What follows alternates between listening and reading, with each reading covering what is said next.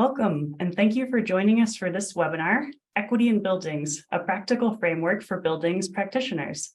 I'm Carolyn Conant. I use she, her pronouns, and I'm the Technical Assistance Coordinator for the Residential Retrofits for Energy Equity, or R2E2 initiative at ACEEE. I'm joining you today from Ute, Hopi, Zuni, and Diné lands in southeastern Utah. So hello to all of my regional neighbors across the Southwest who are calling in today. Before starting off with some housekeeping announcements, I'll turn it over to our interpreter to explain how you can access simultaneous Spanish interpretation during today's webinar. Para escuchar el canal de interpretación, haga clic en el icono del globo una vez haya sido activado y escoge el canal de tu preferencia. Si seleccionas apagado, escucharás el lenguaje original. To listen to the interpretation, please select the icon of the globe, choose the language of your preference. If choose off, you will hear the original audio once it's activated. Una vez sea activado, podrán escoger su canal de interpretación. Gracias. Thanks, Jordy. All right, and now for some housekeeping announcements. We're recording this webinar and we'll be making it available to all webinar registrants within a few business days. To ask a question during the webinar, please submit it via the Q&A box at the bottom of your screen. You can also upvote questions that you see in the Q&A box that you'd like us to prioritize once we get to the Q&A session at the end of the presentation. We have a few requests for you today in order to foster a productive environment. Please be mindful of sharing space and make room for others to share their good ideas. Remember that we all have something to learn from one another, and we all have a responsibility to share what we know and what we don't to add to the learning environment. Because this is a learning space, we ask you to be open to moving forward for the necessary work of both learning and unlearning. Finally, we ask you to adhere to our code of conduct. R2E2 is committed to hosting events that are safe and hospitable environments for everyone, and will not tolerate harassing, intimidating, harmful, or disruptive behaviors, including chat comments, that create an environment that prevents attendees from learning and networking. Please direct message Mandy Lee if you feel unsafe in this space. Disruptive participants will be contacted directly by R2E2 staff and may be removed from the webinar at R2E2 staff's discretion. Thank you for helping to create a positive learning environment for everyone here today. By participating on this webinar, you're agreeing to uphold a culture of respect and adhere to R2E2's code of conduct. Now I'd like to introduce Cassie Grimes from the U.S. Department of Energy, who will be providing a brief overview of the Buildings Upgrade Prize before we get into the specific subject matter of today's webinar. Thanks, Carolyn, and thank you all for joining us here today. We can go to the next slide. The Buildings Upgrade Prize, or Buildings Up, is designed to rapidly scale energy efficiency and efficient electrification upgrades to existing buildings all across the country. This is not a prize to upgrade a single building, but rather to develop an initiative that will complete many building upgrades in your building upgrade zone. The prize is envisioned to consist of 4 phases over approximately 5 years, subject to approvals and the availability of funds. We're currently in phase 1, or the concept phase of the prize, which will award over $22 million in cash prizes and technical assistance to winning teams. Applications for phase 1 opened in February, and they'll close on July 18th of 2023. So we're in the final stretch now of phase 1. We're seeking 20 to 60 winning teams to join the Buildings Up co-opetition. We're calling it a co-opetition rather than a competition because we're not looking to crown a single winning team at the end. Instead, we hope to see as many teams as possible move through the prize phases successfully. To address this challenge, we're going to need all hands on deck, working together and sharing our best ideas with one another to move farther and faster together. Next slide.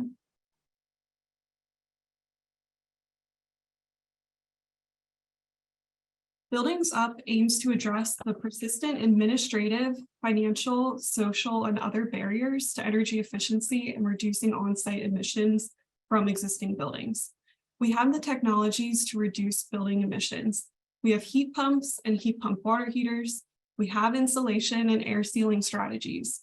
And now increasingly we have the funding.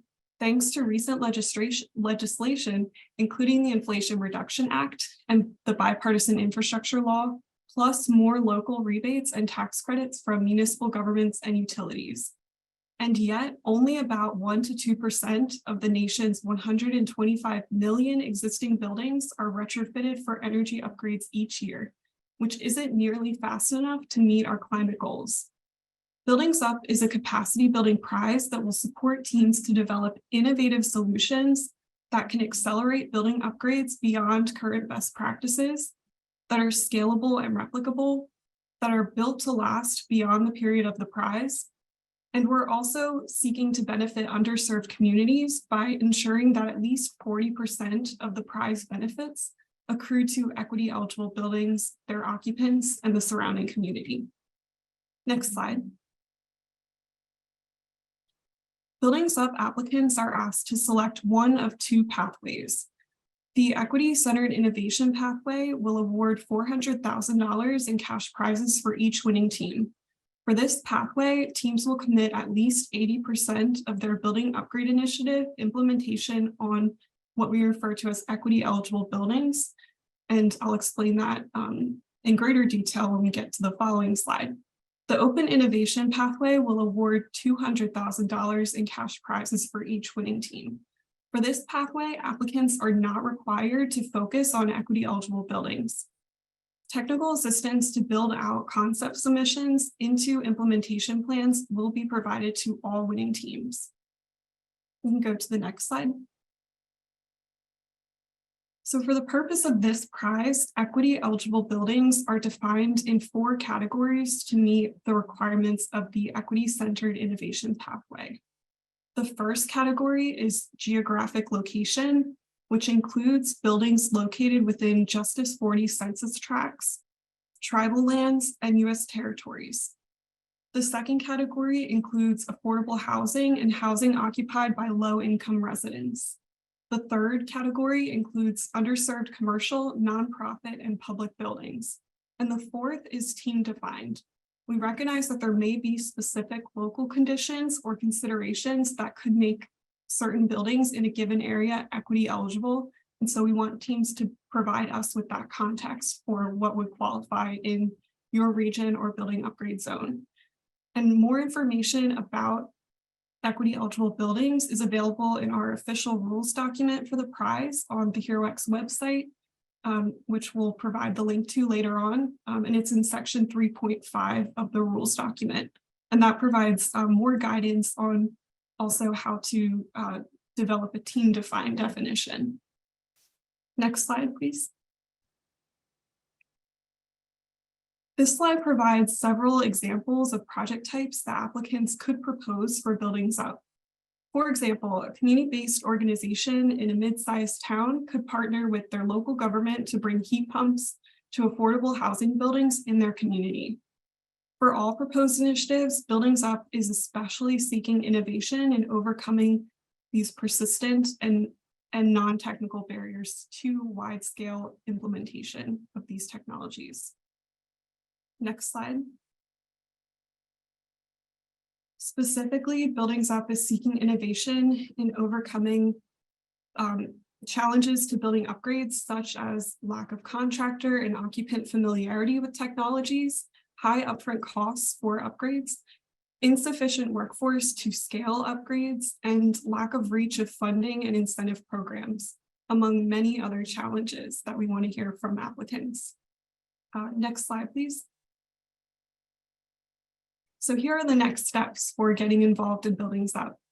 I encourage you to head to the HeroX page, which is available at the link posted here, and also by QR code, to follow the prize, read the rules, and apply for the Phase 1 prize before the July 18th deadline. The next office hours session, where you can ask questions about the prize and any of the trainings, will be held on Wednesday, July 6th at 3:30 p.m. Eastern Time. So that's next week. Registration for that session is available on HeroX.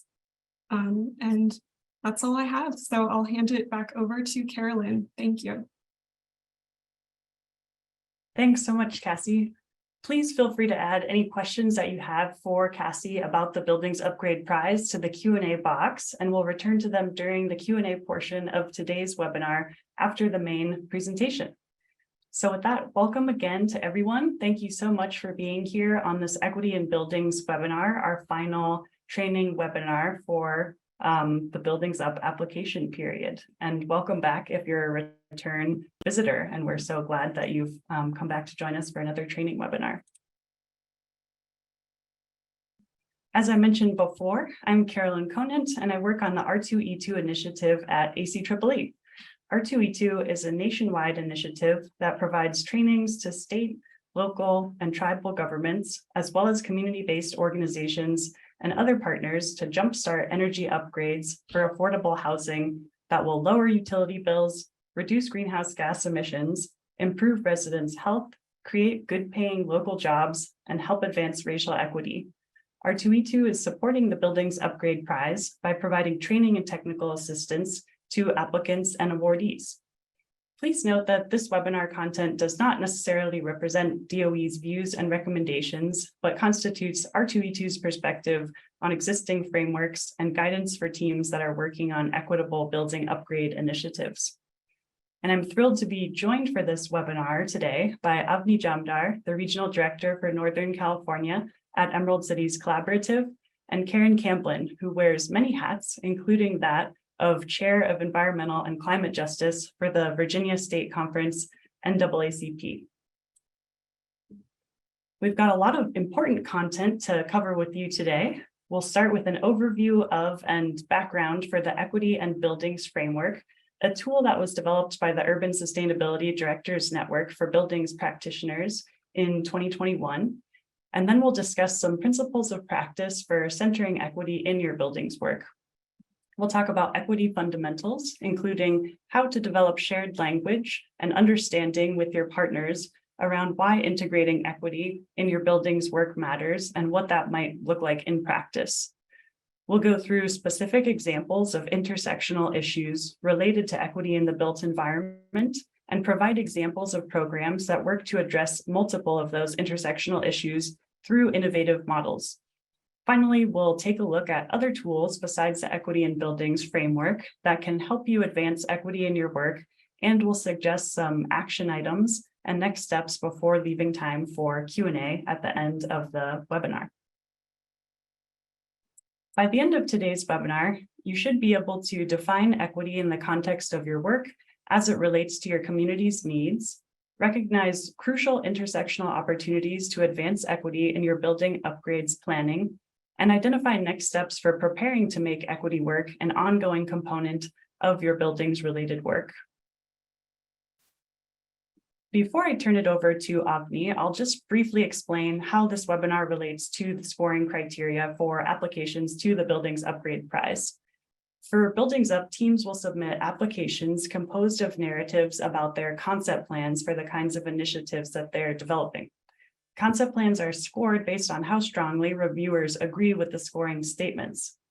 The most directly relevant scoring statements to today's training are Criterion 1, assessing and prioritizing challenges, 3, scaling and replicating innovation through community involvement, and 5, achieving equitable building upgrade strategies. Some examples of specific areas of evaluation under these criteria include, for Criterion 1, the team has sought out diverse stakeholder perspectives, including with historically marginalized communities, to assess and understand challenges to building upgrades. For Criterion 3, the team demonstrates a commitment to centering community leadership and meaningfully involving other stakeholders in the development and scaling of the Building Upgrade Initiative. And for Criterion 5, the CBOs or other organizations on the team are well positioned to provide knowledge of community needs and to help overall shape the Buildings Upgrade Initiative. And now we'd love to hear from you. What does equity in the context of buildings work mean for you? Please add some of your ideas to the chat.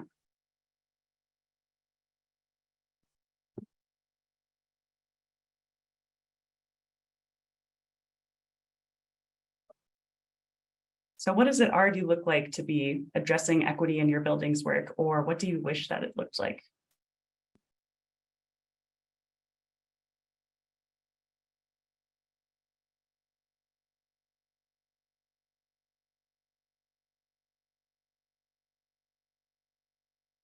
Yeah, asking who's been left out in the past and ensuring it doesn't happen again.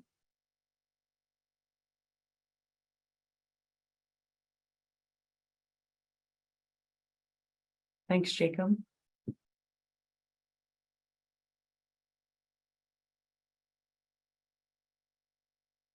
Ensuring access for everyone.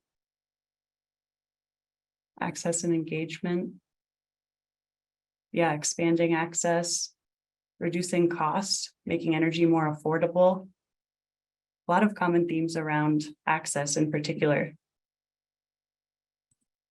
Thanks everyone for adding your ideas. Keep them coming. And I hope that this webinar helps to inspire you to think of additional ways to bring equity considerations into the scope of your buildings work. So now I'll turn it over to Avni to provide some background and context for the Equity in Buildings framework. Thank you, Carolyn. So the purpose of this framework is to foster strong relationships and shared language for government staff, community-based organizations, and national nonprofits to address equity in their buildings work. While the original intended audience for this was local government staff, the framework is applicable to a broad range of buildings practitioners. Building initiatives do not apply simply to the materials and energy consumed, but also, more importantly, to the occupants within buildings and their well-being, health, and safety. Buildings are places where people live, work, play, connect, worship, and more. There is a critical need for buildings practitioners to integrate the work and priorities of housing, public health, sustainability, resilience, and economic development departments, agencies, and nonprofits working in those issue areas. The framework aims to help change how we define high-impact programs to go beyond greenhouse gas emissions and include multiple sustainable benefits, especially for BIPOC communities and others on the front lines of climate change and social inequities. Next slide, please.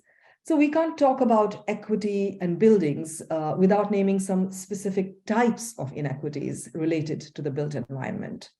These are just a few examples related to the built environment where outcomes are heavily skewed along racial lines and other identities, including income level, primary language, and status as a homeowner versus a renter. For one, homeownership rates continue to skew dramatically by race. 72% of white Americans are homeowners compared to 43% of Black Americans, 62% Asians, and 51% of Hispanic Americans. Over a third of renters face high energy burden, with rental homes consuming an average of 15% more energy per square foot than owner-occupied homes.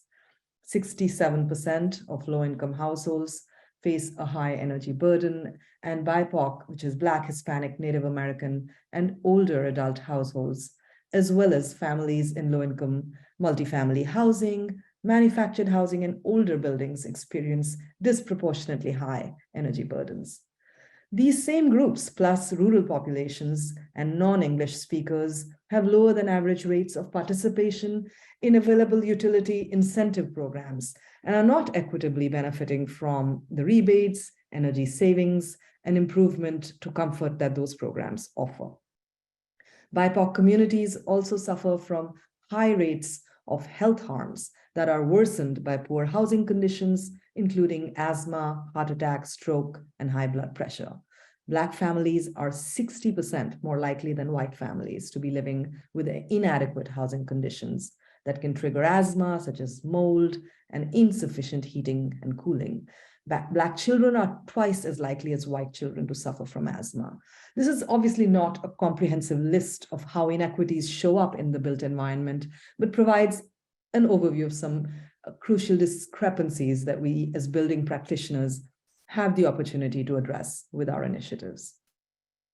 Next slide. So this framework was created by a partnership of organizations to support local government sustainability departments. And these organizations are the Urban Sustainability Directors Network, which really spearheaded this effort, along with the American Cities Climate Challenge, Emerald Cities Collaborative, as well as Upright Consulting. So we set up an advisory committee that helped develop the framework document and the workshop series curriculum. You can see here the list of folks. It included national nonprofits, local grassroots organizations, and cities across the US and Canada. The three major components of this project are the advisory committee that you just saw, the framework to consolidate learnings and create a usable resource, and then applied learning through workshop experience. On today's webinar, we have speakers representing each of these three areas of the project. Karen, who served on the advisory committee, Carolyn participated in the workshop series, and myself, who contributed to the framework document itself. So what are we hoping to see from this work? We want to provide practical guidance to help cities center equity within their initiatives and support CBOs collaborating with local government. We want to foster shared understanding, language, and relationships between cities and CBOs and national nonprofits. And we want to demonstrate how equitable building initiatives can help meet pressing community needs. With that, I will go into the principles of practice.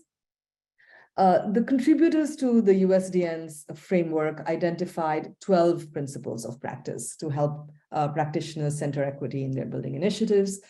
These principles underpin the framework and wider building and equity practice. These are really at the heart of the framework and this work.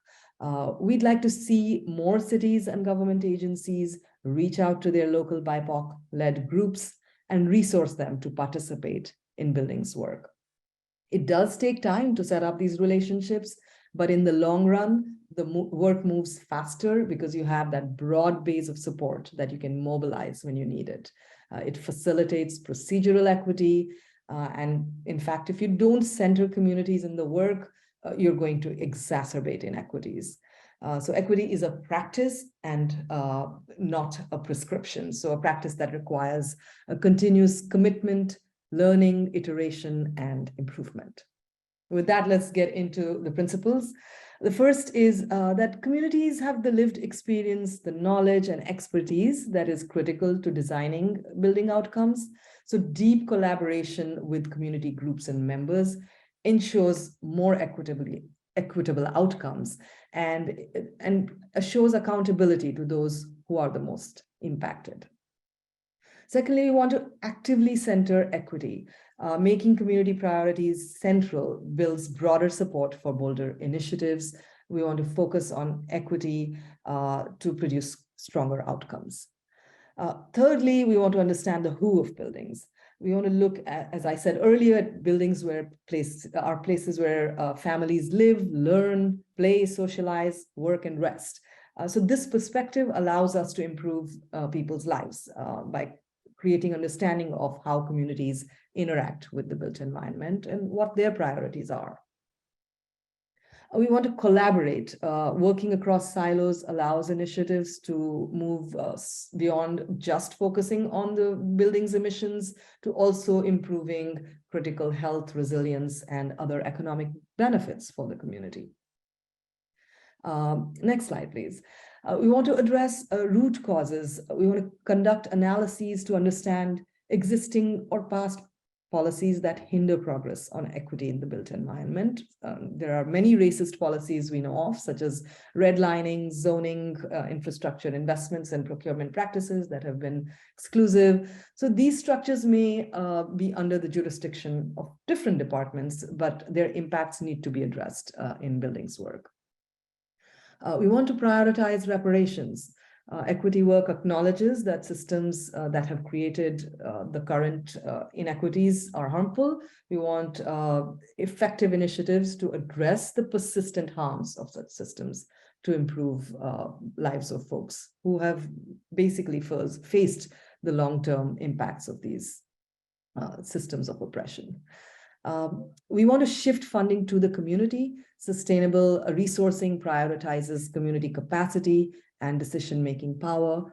Direct investments in disenfranchised communities allows for deeper collaboration in the design of bold climate and building initiatives.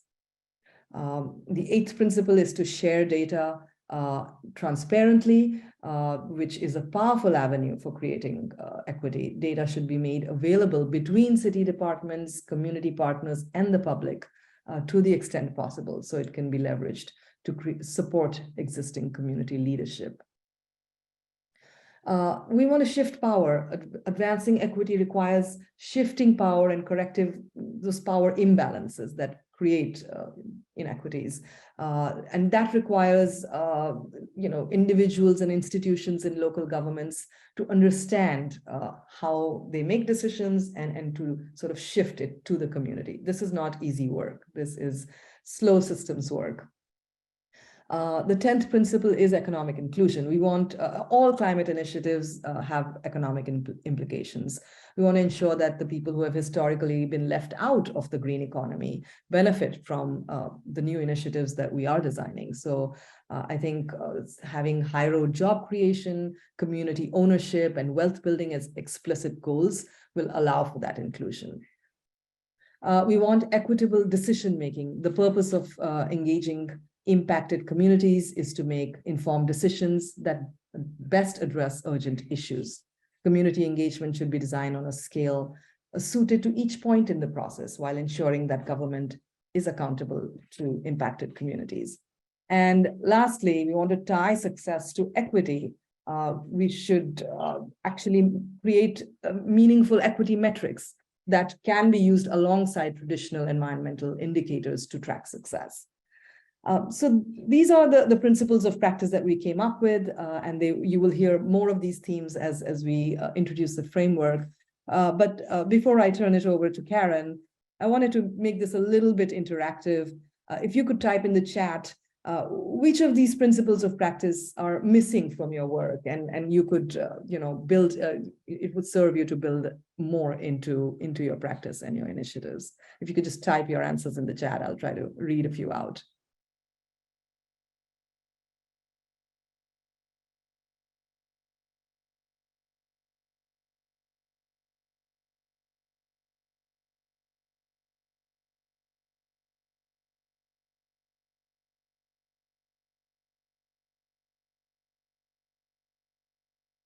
Thank you, Carly. Shifting funding and financing structures.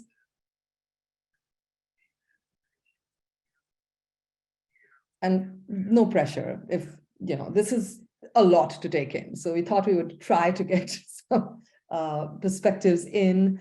Okay, the last three, shifting, taking advantage of funding and financing structures, prioritizing reparations rather than preventing further harms seems difficult. Okay. Share data and information transparently, collaboration. Yes, and some of these are, they're not the easiest things to take on. So to fully understand how difficult this work can be.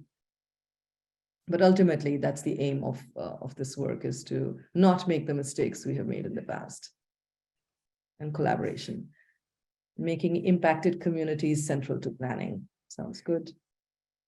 Well, thank you for your thoughtful responses. I will now turn it over to Karen, actually, to continue with the framework. Thank you. Thank you so much, Avni. And I would say that locally for me is trying to get the economic opportunities for marginalized communities. So thank you for that very insightful poll. Again, my name is Karen Camblin, and I'm going to be going over the framework overview. We've got a lot to cover, so I'll try and cover it as quickly as I can, but as clearly as I can. So we some really good time for question and answer and a wonderful discussion. So the framework document is advised by and evolved by the longstanding efforts of BIPOC-led organizations, leaders, and members. And it was intended to provide a guidance for government staff who are shaping building upgrades initiatives. This document is intended to provide practical guidance that will be able to be used both on a local, state, within tribal governments and other building practitioners as they center equity within their initiatives, and in planning and building for our future. So as you can see, the framework is broken into 3 steps. The first one, which is the equity fundamentals, it discusses equity as a practice. There's no quick solution, and everything has to be unique and tailored, even though we're trying to follow a comprehensive framework. And there are a lot of different root causes that will be uncovered through relationships and building relationships and working with community members. It is a very extensive program, a process, but it is important. And it is so important to involve the community. And then part 2 discusses the critical issues at the intersection of equity and sustainable buildings. And this looks at the multiple critical social, economic, and environmental issues that intersect with building and the built environment. And as Avni discussed about some of those things, it's the energy cost burden, it's the vitality of a community, it's the economic advancement for persons and families, and it's also academic. So there's so many different key points in which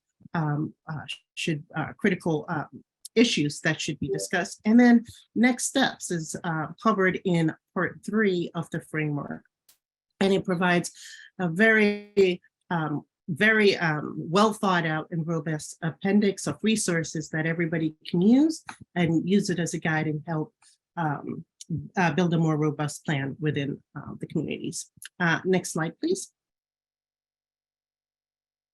And this is a very interesting quote: "Be a student your entire life." And that's what equity really is. Equity is hard, and it's arguably harder than reducing climate emissions.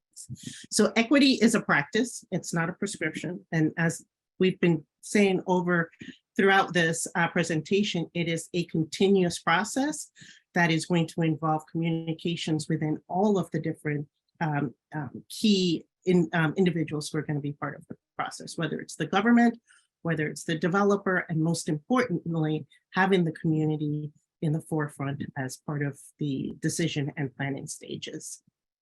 Next slide, please. And then part 1 of discussing the equity fundamentals, part 1 of USDN's equity and building framework, as I mentioned, provides a foundational understanding of equity, community engagement, and setting building upgrades initiative goals. And it is very important that the goals are developed in the beginning. There's a quote that I love. It's from Alice in Wonderland: "You don't know where you're going if you don't know where you've been." And this kind of falls in this line. It's very important to understand what those issues are and how this project, how this building upgrades are going to help you, 1, mitigate the injustices and disparities of the past, and how it can be used to move forward for a brighter future in the community. And making sure that there are no unintended consequences or a continuation of the harm that has been burdened on the community. Next slide, please.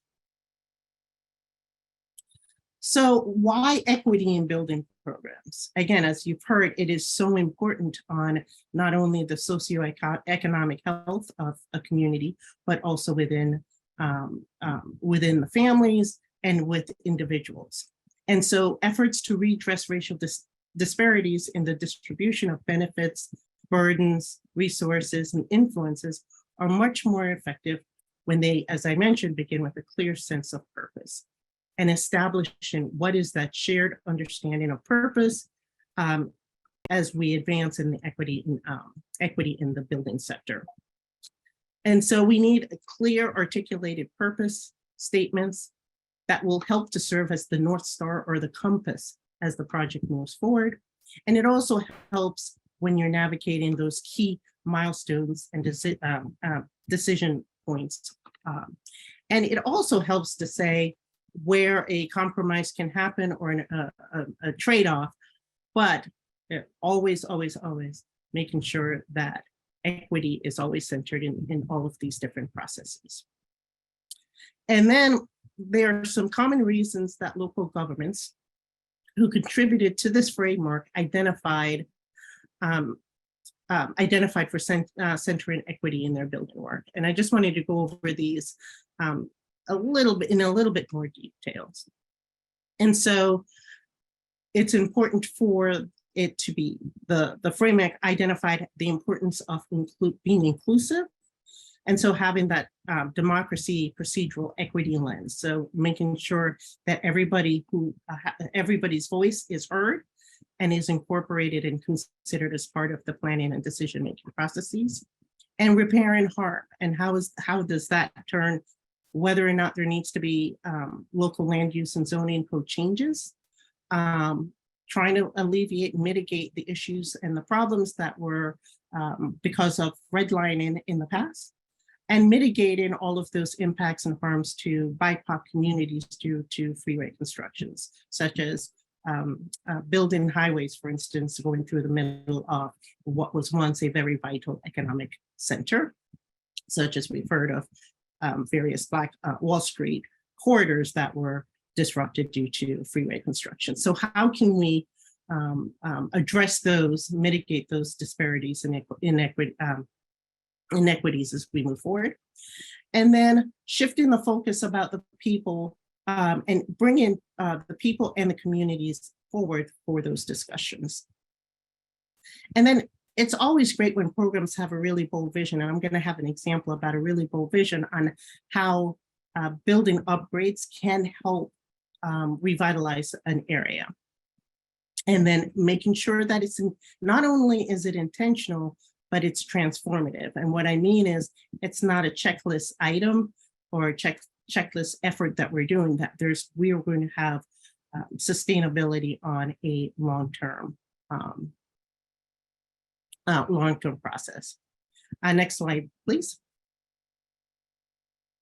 Okay, so what do we mean when we say equity? And so equity in our work is one of the foundational steps, if you've heard.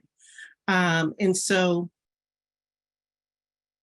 I have a quote here that I wanted to talk about with equity.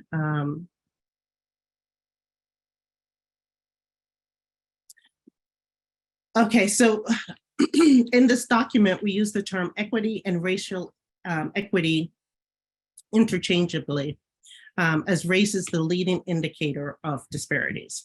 And so here's a quote, and I'm just going to do a small piece of it. I'm not going to say the whole thing, but many current inequities are sustained by historical legacies and systems that repeat patterns of exclusion. Institutions and structures have continued to create and perpetuate these inequities, despite the lack of explicit intention. And that is a direct quote from page 7 of the framework. And so people who have been routinely and intentionally excluded from important decision-making and forced to bear the burdens of harmful policies and systems for generations, and to whom government in particular has not been accountable. And this would include people of color, Indigenous people, and immigrants. And so that is a definition of who we consider are impacting communities and who should be part of the decision-making processes as we center equity and discussion in the building sector. Next slide, please. And so why is it important for us to craft a purpose when we are integrating equity in the building upgrades? And I'll give an example. So there are 4 key, before I go into the example, there are 4 key components. Lead with a vision and value. This could include upgrades or even personal stories from residents. Describe the structural driver of the inequity. Describe the solution and collective benefit of your work that you would generate, and invite audiences to take specific actions. And so here I'm in Northern Virginia, and the affordable housing inventory is a major issue. And the Fairfax County government was trying to figure out how can we increase our affordable housing. But we also want to make sure that we do it in a way in which the community, because we've heard better access to transportation, better access to quality jobs. The community requested better access to programs and services. And they identified that where the current Fairfax County Government Center, it has a lot of parking lot space that is underutilized. It's not even utilized. So they thought that this would be an amazing location in which we could place affordable housing. It's already a built environment, so it would be considered an infill project. So we wouldn't be losing any natural resources or any recreational or open space or anything like that, because it's already impervious surfaces to accommodate the parking lot. And it would be located right by government services. There's a new transit hub that's going to be developed there. There are a lot of different businesses that are located around the Fairfax County Government Center, and it's also walkable, and there are a lot of trails and parks in the area. So that is something that, you know, looking at what was the need of the community, and then identifying what are the city the government owned land, and then trying to find out how best to address those needs. And I'm happy to say that as part of the Center in Equity in the building sector project, we also utilize this as a case study in which we also talked about how do you make the procurement process equitable in terms of unpacking some of the procurement and requirements to allow for small and minority businesses to be a part of the construction of and also maintenance of the building. So we looked at what the issue was for the community and tried to address it as we try to address the affordable housing needs in Fairfax County. And so those are some of the things that we did here in NAACP, and, you know, defining what is equity. Not only can these building upgrades and improvements can address the benefit or receiving a benefit of it, such as the example I just gave of the new affordable housing project, but it can also serve as a catalyst for economic development within a community. And, you know, so for instance, NAACP headquarters is going to be relocated down into the U Street corridor in DC. And the purpose of that one, because NAACP wanted something to be to support and promote Black culture, Black history, and also support economic development. U Street in DC is another Black Wall Street. It's has a very lot of civil rights and economic history in that area, and so they're planning on moving their headquarters down there to help serve as that catalyst and also to preserve that community. And so just thinking outside of the box is a great way of seeing how can we not only work with the community, think outside of the box, address those inequities and disparities from the past, and help move our communities for a more vital future. And so with that, I'm going to turn things over to Carolyn, who is going to explain and talk about the next slide. Did you want to do this one, Karen, and then I'll do the next one? Excuse me. I thought you were doing this one. Yeah, sure.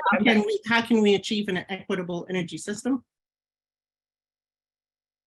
We've got the example equity definition from the NAACP as well. Is that the slide that you're seeing? Next slide, please.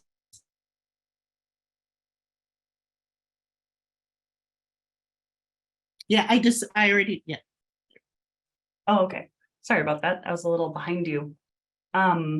So here at ACEEE, we find it helpful to define equity in the context of the energy system because the focus of our work is advancing energy efficiency across the housing, transportation, industry, and utility sectors. So this graphic here was adapted from a USDN resource outlining these 4 dimensions of equity: structural, procedural, distributional, and transgenerational, which ACEEE here has applied to the context of an equitable energy system. Specifically applying these 4 dimensions or pillars of equity to the context of the energy system helps illustrate the opportunities that ACEEE has through our technical assistance, research, and advocacy work to advance different dimensions of equity through our work.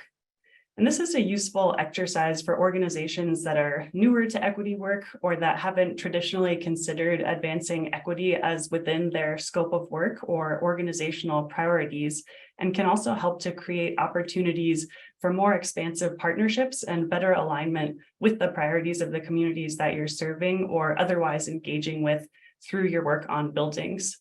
And I'll just emphasize that all 4 pillars are necessary to ensure equitable outcomes, and the ways to address each pillar should be considered an iterative process.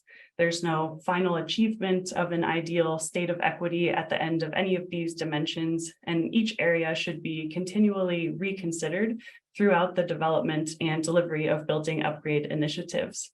So we encourage you to think about what considerations fall under these pillars that are most relevant to your work, and generally to think about equity in buildings in a more holistic way as you're considering how you can define equity or perhaps craft a why statement to explain why it should fall within the purview of your work.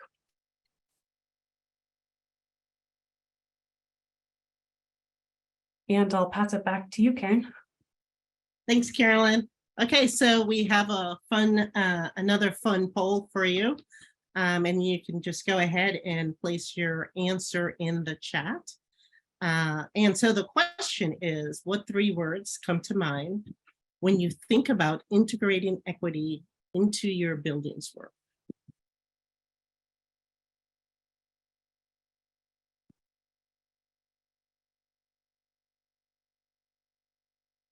And I see breathing clean air, transformational change. Yes, community members first, opportunities.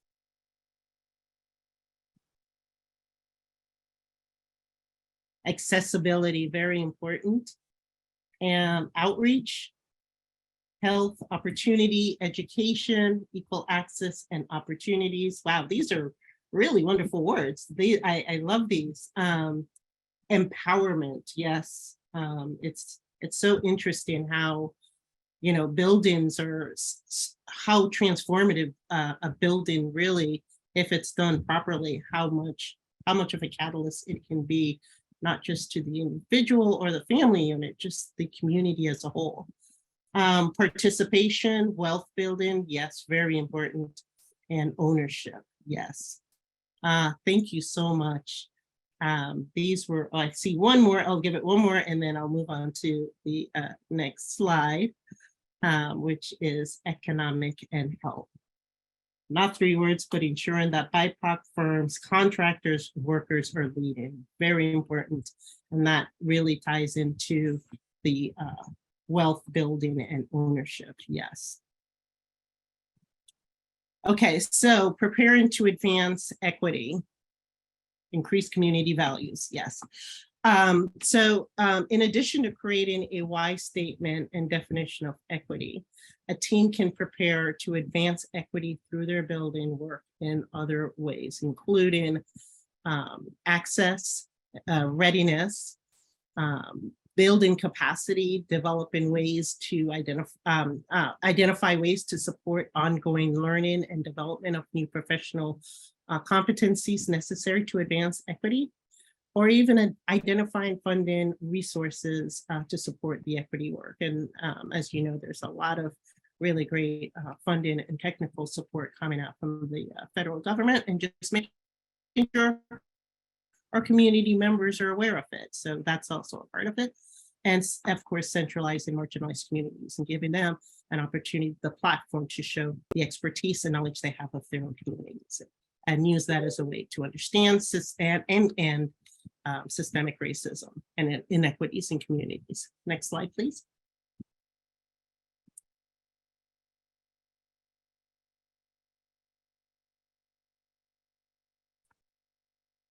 And so let's just talk briefly about how we can advance equity through community engagement and relationship building, and how best to manage the trade-off. For example, it may require deciding whether to prioritize jobs or building infrastructure to support future electric vehicle parkings, or providing access to energy efficiency initiatives.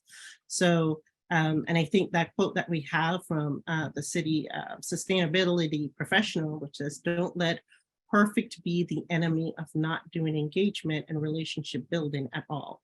Acknowledge where you are and the power you have." And so, you know, you can do this by learning from unique expertise of the community, shifting power and correcting power disparities, or even achieving just transition objectives such as racial equity, climate justice, energy democracy, and making sure that we have an equitable economy. And so who can we work with to achieve all of this? Of course, communities, yes, communities front and center, but also working with community-based organizations and community leaders, reaching out to tenant and housing right groups. They're also on the front lines, and speaking with affordable housing advocates, which is becoming such a major issue, and also working with people in the health and economic inclusion spaces as well. Next slide, please. And then also, while there is, distinguishing between traditional box check-in community engagement, but also doing things that are innovative, but also authentic in developing your relationships with community groups. And as well as I mentioned, working with the community-based organizations. But sometimes having somebody who can help have that communication. So these engagement strategies and processes should be designed and should be unique for whatever project or whatever the intent and goal of that particular effort, whether it be a meeting, a community meeting, a workshop, or a public hearing, or what have you. But we have found that engagement strategies are more successful when they begin early in the project and have frequent touch points back with the community and those that you speak with. So as this quote says, enthusiasm for engagement dissipates when people don't see their recommendations being implemented or implemented how they would like. And so that touch points and that frequent conversation should also include, I heard you, this is how we were able to incorporate your recommendations or your concerns, and it's always great to be upfront and transparent, is, I heard your recommendations, but it could not be incorporated, and here's why. However, what do you think of this compromise? Or what do you think of this trade-off? Which is what we discussed in the earlier slide. Always be open for those trade-offs, because sometimes, we may not be able to get it 100%, but as long as we get the goal of the building project, as well as having the community be front and center, we should be able to find the right solutions. And then, of course, thinking creatively. And next slide, please. And so perhaps the most important and frequently overlooked step in integrating equity into the Building Upgrade Initiative is including it as a co-equal, explicitly stated goal. And so, this is having the local government, the commitment from the local government that equity will be a part of it, but also it would be something from all of the different partners involved. And too often equity is only considered after the initiatives are formulated and approved. And that kind of goes back to what we were talking about, how important it is to have that early communication with community members, because not only are we trying to build a relationship, but we're also trying to build trust. And equity goals, they must be specific and they should be defined in terms. So it really promotes, not only does it promote transparency, but it helps to, throughout the decision-making processes, identify strategies for efficient resource allocations. And it also gives you a matrix in which you can measure the success of your approaches. And then equity goals need to have at least, they should be a part, the community members should be a part of measuring success. Equity policies are ideally co-created and with the communities, and most importantly, those who are affected, who will be impacted by the project or who have sustained heavy burdens prior to the project, the project being brought forward. So it is very important. That's why it's so vitally important in establishing a collaborative process for evaluating building initiatives for equitable outcomes. And of course, transparency about all of the adjustments that would arise as part of the process. And so this will help achieve equity by shifting power, refining approaches, and producing better equity outcomes. Okay, and then and that concludes my portion of the presentation, and I will pass things back over to Carolyn. Thank you. Thank you, Karen. And feel free, everybody, to be adding your questions to the Q&A box. We're getting closer to the Q&A portion of the webinar and want to make sure that we're able to have a good discussion with you all. So please add those questions in the Q&A box.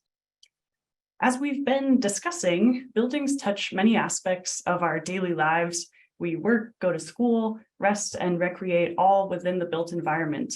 The average American spends up to 90% of their time indoors, and a significant portion of that remaining outdoor time is spent navigating other parts of the built environment, like sidewalks, roads, and public transportation systems. So using a people-centered approach and thinking about the future of the built environment helps uncover cross-cutting issues because buildings are so deeply interconnected with our modern lives. And these systems level realities mean that related challenges require interdisciplinary approaches and collaborations that cross fields, institutions, and sectors.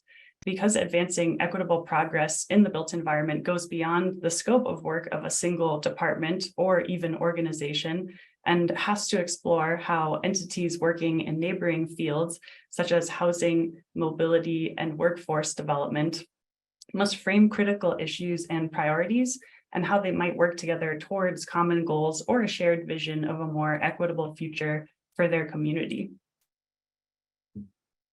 So initiatives related to buildings and the built environment more broadly require that holistic and integrated approach that matches the scope of community needs and priorities and doesn't pass up opportunities to address intersectional issues or maximize benefits to community members, like some of the examples that Karen gave earlier, and especially for community members who have had unequal access to services from the built environment, like clean energy or stable, affordable housing, community members who have had unequal decision-making power in those areas, as many of you named in the chat activities, and community members who have been disproportionately negatively impacted by past buildings, policies, or programs, and current ones.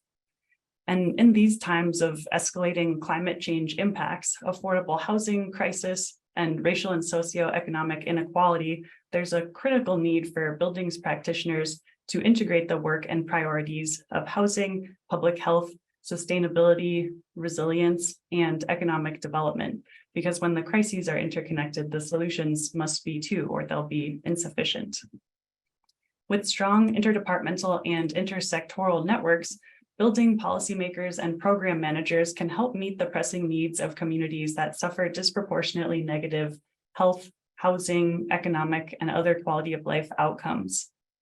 The list you see here are areas that were identified as critical issues at the intersection of equity and buildings that present the opportunity for buildings practitioners to engage in those interdepartmental and intersectoral collaborations to build stronger partnerships and have more expansive and more meaningful positive impacts on their communities through their work. And for more ideas about how to engage with stakeholders across different sectors touching these critical issues in your building's work, I encourage you to check out the recording or slides from R2E2's recent Engaging Stakeholders in Building Decarbonization Planning webinar, which is available on the R2E2 website and also linked on the Buildings Up HeroX page. And maybe Mandy could help with the link to our training webinar recordings in the chat.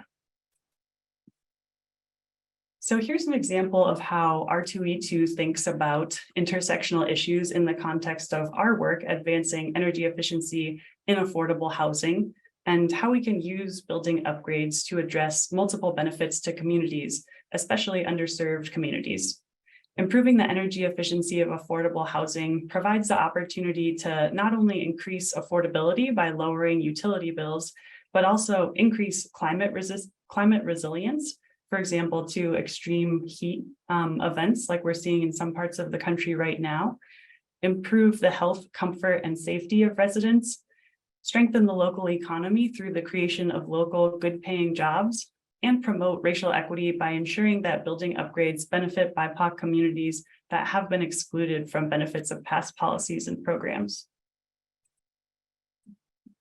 The focus of this webinar is practical guidance around embedding equity for buildings practitioners. So we find it's often helpful to see an example of a program that's walking the talk and modeling some of these innovative ways of addressing multiple benefits to community members and multiple critical intersectional issues. This example of the Empower Me Energy Efficiency Program in Alberta, Canada, addresses the critical intersectional issues of housing affordability, health, economic inclusion, and cultural recognition, identity, and tradition. Empower Me is a social enterprise that was founded to address a gap in government services that did not sufficiently provide energy efficiency resources to Alberta's immigrant communities specifically. Energy efficiency advisors and educators for Empower Me are hired from Alberta's diverse immigrant communities to provide free programming and education in 16 different languages to newcomers to Canada to help them save energy, save money, save the environment, and increase the comfort and safety of their homes.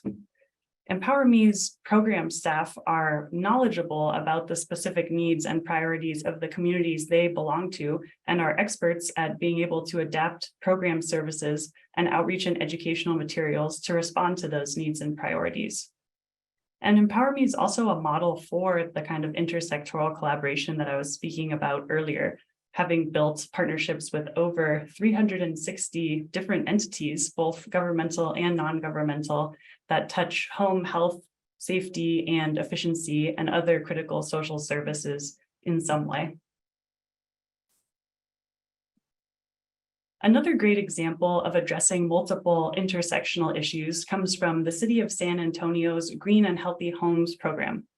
This program addresses gentrification and displacement, health, and disaster or climate resilience by focusing on health, safety, and energy efficiency, including lead remediation, mitigation of household asthma triggers, and leaky building envelopes in both renter and owner-occupied homes whose households include children under 5 and people with asthma, which are groups that are more vulnerable to those specific kinds of home health hazards.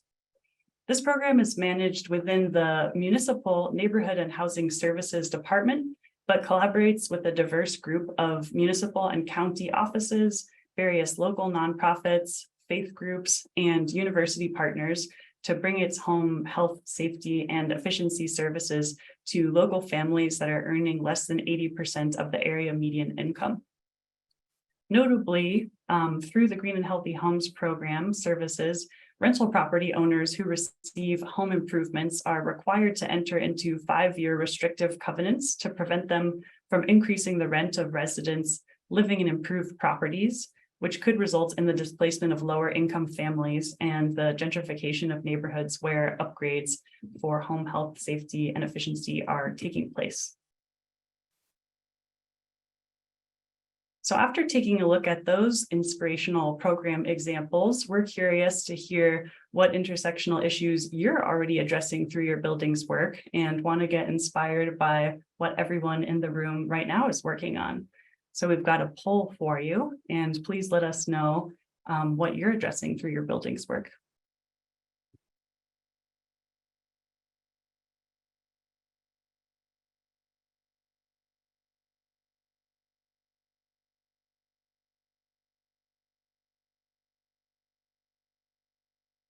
Give it a few more seconds for everybody to take a look. You can select as many options as you feel are reflected in your current initiative.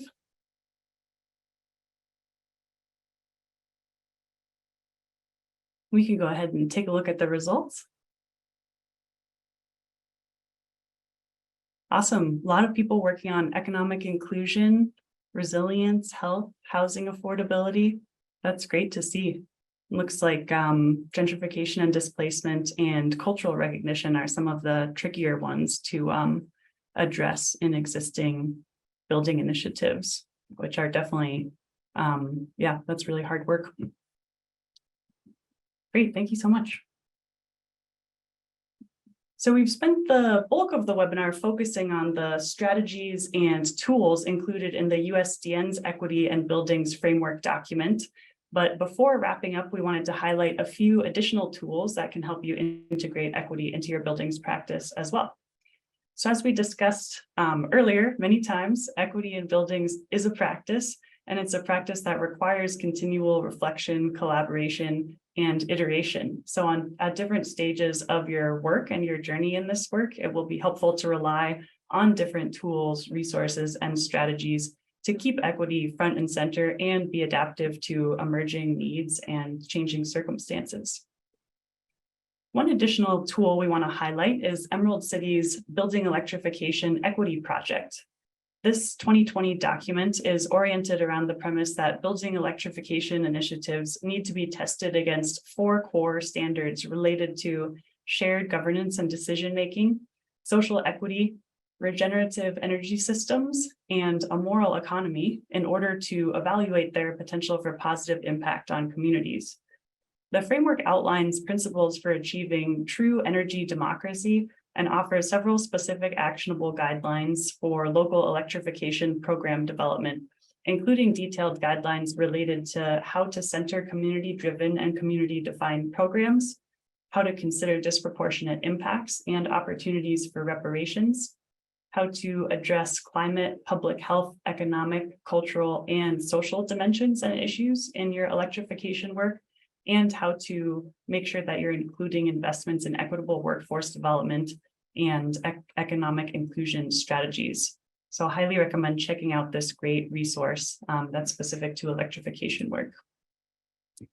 Another wonderful resource from Emerald Cities, their Energy Democracy Flipbook, advances a framework for radical shifts and meaningful change to help achieve energy democracy. The flipbook offers suggestions for envisioning what energy democracy looks like in the context of different unique communities. And shown here is an example of a resource from the flipbook, an energy democracy strategy Mad Lib, which is a fun and creative way to start conversations with your partners around issues facing your community and what opportunities your work has to advance solutions to those issues and achieve your shared vision for an equitable community and energy system, and can also be kind of a fun way to enter into conversations around defining equity in the context of your work and crafting those why statements that we talked about earlier. Another great resource for buildings practitioners is the University of Michigan's Energy Equity Project, which developed the first standardized national framework for comprehensively measuring and advancing energy equity. The Energy Equity Project report includes resources like guiding principles for the 4 dimensions of energy equity, 148 potential energy equity metrics for measuring progress, and equity prompts and considerations for engaging different audiences around energy equity planning, including templates for an energy equity plan.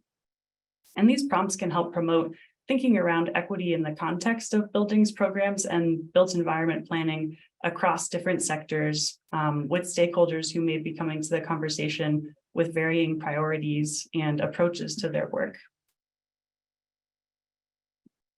So we've covered a lot of ground today, and we so appreciate your contributions to the chat and hopefully to the Q&A box as well throughout the presentations.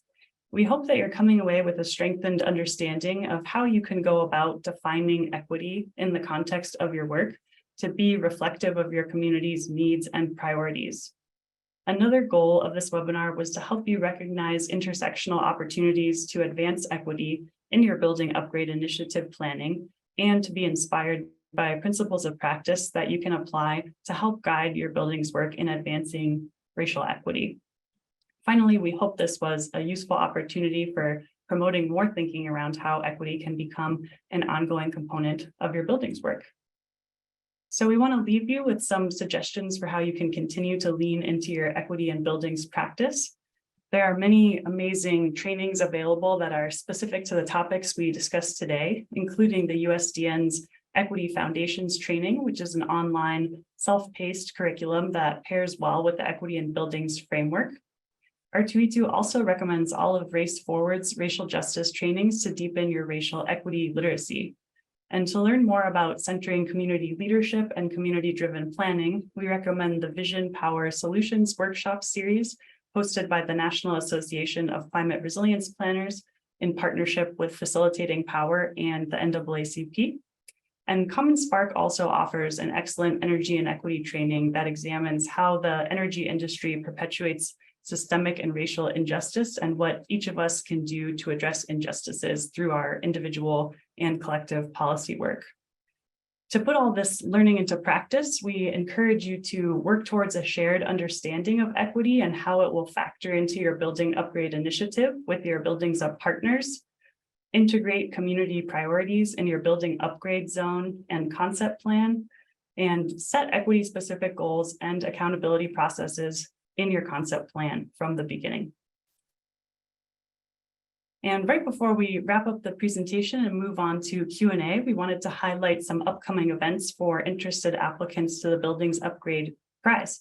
There are 3 remaining office hours sessions before the application deadline on July 18th. At these office hours, prize applicants can drop in to ask any questions they have related to previous Buildings Up training webinar topics, the application process, key concepts related to the scoring criteria, and any other clarifications that would be helpful as you work to prepare your application materials. And you can visit the upcoming webinars and recordings tab on the Buildings Up HeroX page to register for these sessions and to access the slides and recordings from all of our past training and informational webinars in English and Spanish. One last poll for you. We'd love to hear in which of these areas do you still have the most questions, and what would you be interested in exploring more of at an office hours session? And while you're working on that poll, just wanted to point out that the slide deck, which will be posted online shortly after the webinar and emailed to you all, includes 2 pages of recommended resources for additional learning on this topic, equity in buildings, including an entire page of energy justice and equity mapping tools that you might find useful and are very fun and interesting to explore. So I think we can take a look at the poll results really quickly, and then we'll go into Q&A. Kind of evenly split, but a lot of interest in using the principles of practice for centering equity, and interested in exploring more of the critical intersectional issues and case studies. Always a lot of eagerness for more case studies, definitely relate to. Great, thank you so much. So now I'll invite our Q&A moderator, Annika, to join us, and we can move into Q&A. Please feel free to keep adding your questions to the Q&A box. and hopefully we'll be able to get to all of them. Thank you. Thanks, Carolyn. Yeah, we have only a few questions so far, so please go ahead and add more questions. The first question I have is for Cassie Grimes with DOE, and it's about making the prize, the buildings upgrade prize, available to folks who might normally be excluded from such prizes. So, two related questions. What strategies are in place to ensure the prize money is awarded to those who are normally excluded, unlike how funding was awarded by, and they give an example of the SBA during COVID. And then related, someone commented that the prize is out of reach for most grassroots organizations, although well-intended. The model is framed to benefit top roots organizations, and equity means different things to different organizations. So Cassie, did you want to respond to those kind of two related questions? Yeah, absolutely. And I think that there's probably a few ways that this can be answered. So hopefully what I'm going to share will kind of outline those. And if folks want clarification or have additional questions, please feel free to ask. But I would say we designed this prize in a few different ways to specifically bring in folks who have historically been excluded from competitions or prizes or federal funding like this in the past. So first is that this is a prize program, which is different from a traditional federal grant or other funding opportunities. There's less hoops for applicants to jump through to participate. There's less restrictions on it, and there are less paperwork requirements, less of a burden on winning teams. And the funds are awarded for a successful application. So rather than funding be contingent on successfully performing what you propose, like in a traditional grant, you receive that funding up front. So if you're selected for phase one, you have that funding and it's not restricted. So you can use that for whatever is going to work best for you and your team. We recommend that capacity building is likely a good way to use that funding, but that's not required. So that's one thing, is that there's not all of that paperwork filling out and extra requirements once you're selected. Additionally, for the equity-centered innovation pathway, we have a requirement for a community-based organization or a tribe to be part of the team or leading the team. So that's required. Folks cannot apply without that.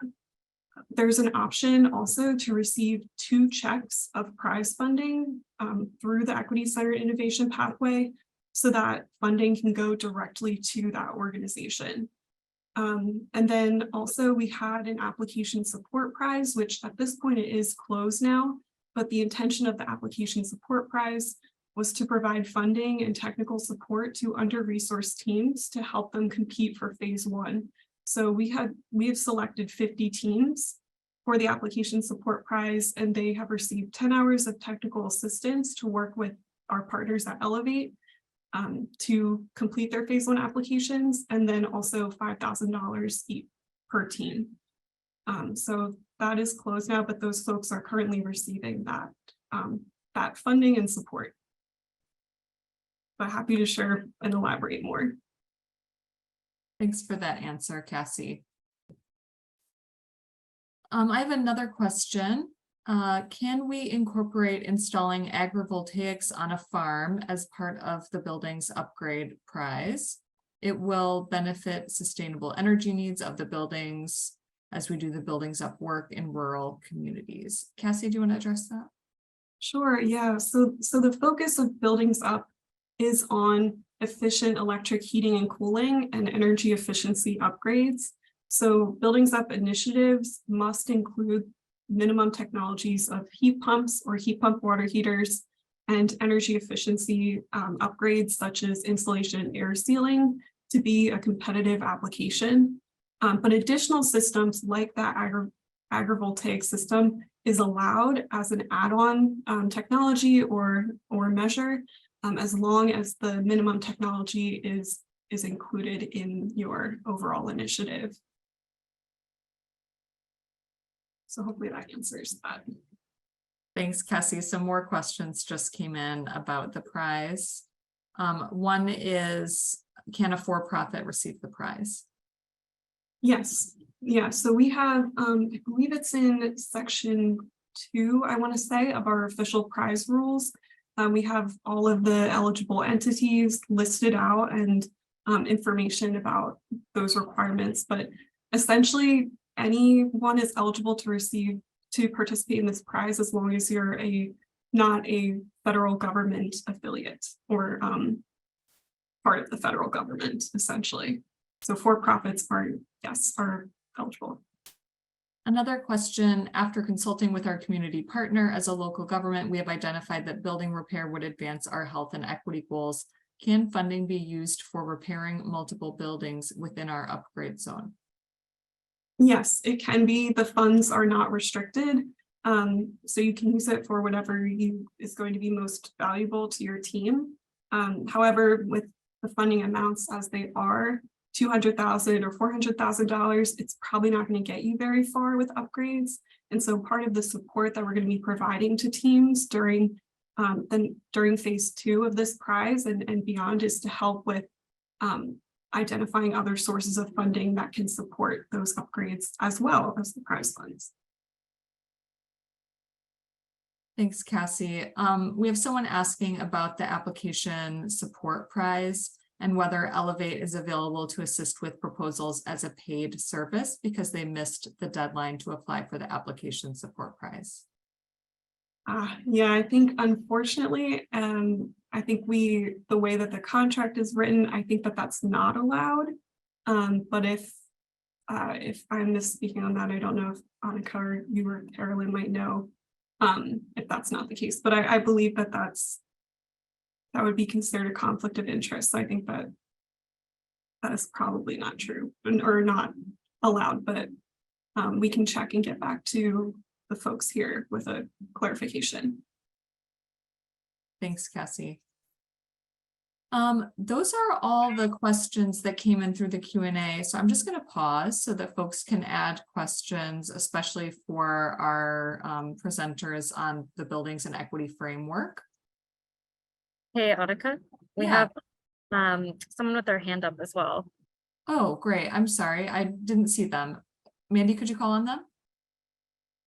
Yeah, no problem. Racian, Yeah, I double asked, so my question was answered. I'm the one that asked about the if Elevate was able to work with us. Yeah, so you answered the question already. Thank you. Great, thank you.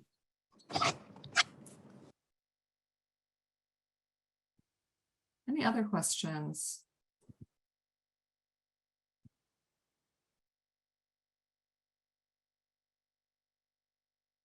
So there's a comment in the chat about water, water treatment, water quality, water heating.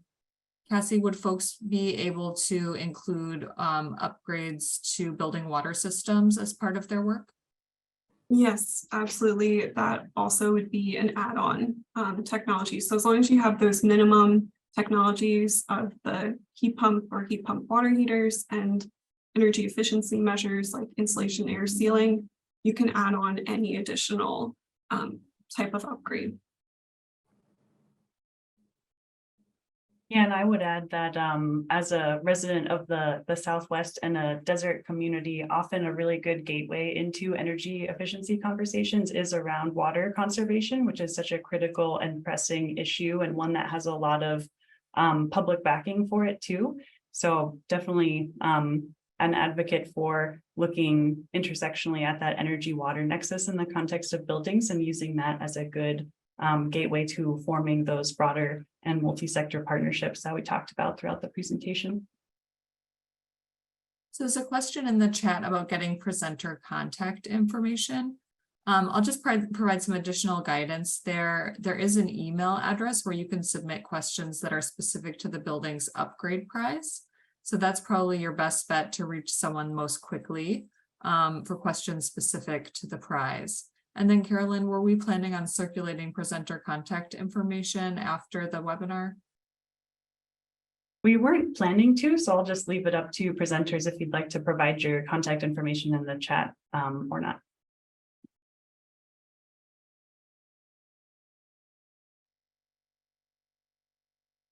And Cassie, it looks like another follow-up question about whether shade trees and landscaping could count as energy efficiency measures or add-ons as part of the prize.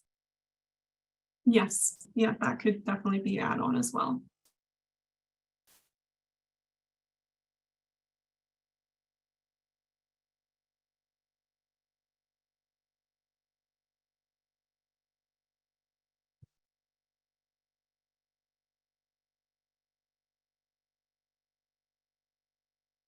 Okay, so we have another question here.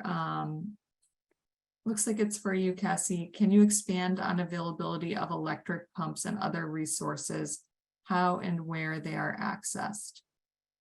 I'm not sure I'm interpreting this correctly, so Ricky, please feel free to raise your hand if I'm not, but I assume this is referring to electric heat pumps and making them more available for purchase. Ricky, feel free to jump in if that's not correct, but sounds like some sort of market transformation initiative.